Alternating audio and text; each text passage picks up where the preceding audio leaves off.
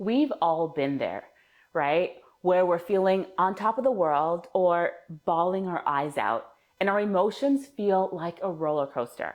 But what if I told you there's a way to understand why you're feeling the way you do and some tips on how to control it?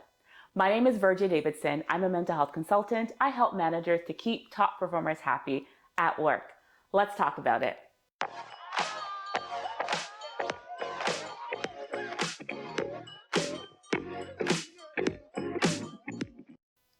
Let's say you're having an amazing day and then you get a killer email, or you were looking so forward to hanging out with friends, but then they canceled. It's normal to feel disappointed. It's normal to feel a little bit down. I'm not talking about that. I'm talking about those intense emotions. For example, your family criticizing you constantly, then all of a sudden, you lose it. The key is how we interpret information or how we interpret the world. Psychologists call this cognitive appraisal. And this is important because of two elements. The first is whenever we're in a situation, we're trying to figure out, is this important to me? And how does this tie into my goals in life? And secondly, we're looking at, can I actually handle this? If I feel like this is not important to me, or this does not feel like my roster, I'm not going to think about it. So how does this tie to emotional meltdowns? By understanding the why and the reason, it helps us to take control. And it helps us to know, okay, this is important to me. This is why I'm reacting. The first step is catch yourself in the act.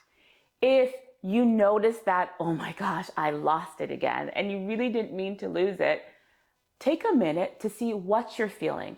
What are those emotions? Were you going through something? Did something happen? As you take the time to pause and figure that out, it becomes really helpful. I know you might say that, oh, this is so hard to understand how I'm feeling. I don't have time for that.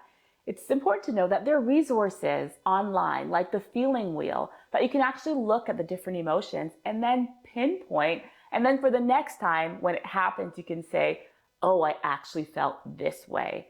The more you do it, the better you'll become. And this goes into tip number 2, practice writing it down.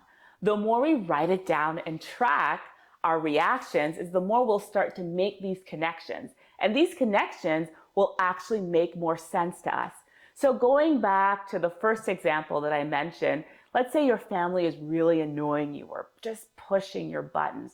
What is it that's making you react? Is it the criticism? Is it something that happened eons ago that resurfaces every time you hear that comment? The more you track, the more you begin to understand and then control the here and now rather than making the past dictate your future. Tip number 3, explore with curiosity. Don't judge yourself. That's the worst thing that you can do. I could definitely testify that I could be really hard on myself. I could be my worst critic.